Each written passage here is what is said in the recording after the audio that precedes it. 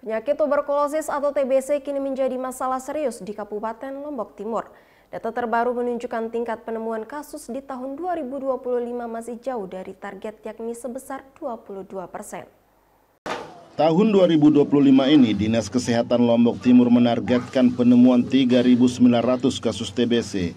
Namun hingga triwulan pertama, baru 885 kasus atau 22% yang berhasil teridentifikasi. Angka ini jauh di bawah capaian tahun lalu yang berhasil mendeteksi 62% dari total target. Kabid P3KL Dinas Kesehatan Lombok Timur Budiman Satriadi mengaku dari hasil survei masih banyak kasus TBC yang tidak terdeteksi di masyarakat. Padahal penyakit ini merupakan penyebab kematian nomor 1 dari penyakit menular di Indonesia. Pada tahun 2024 ditemukan 180 kasus TBC pada anak-anak. Sementara tahun ini sudah terdeteksi 7 kasus TBC resisten obat yang membutuhkan pengobatan khusus selama 12 bulan. Kasus pada anak-anak menunjukkan adanya penularan aktif di lingkungan keluarga.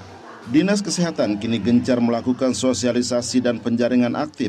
Masyarakat yang mengalami batuk lebih dari 2 minggu, demam, berat badan turun atau keringat di malam hari diminta segera memeriksakan diri.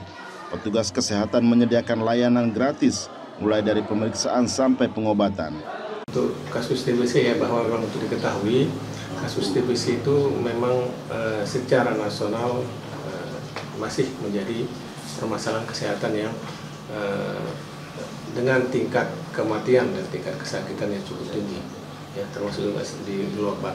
Nah, kita di Kabupaten Lombok Timur, angka kejadian TBC ini memang dari jumlah penduduk yang ada memang masih kita katakan cukup tinggi, dan memang kita ditargetkan untuk tahun 2025 ini untuk kasus TBC sebesar 3.900 orang yang harus kita temukan, ya. Dan memang capaian kita di tahun 2024 cakupan kita dari target ya 3.900 ini baru kita mencapai 61%, ya, 61%,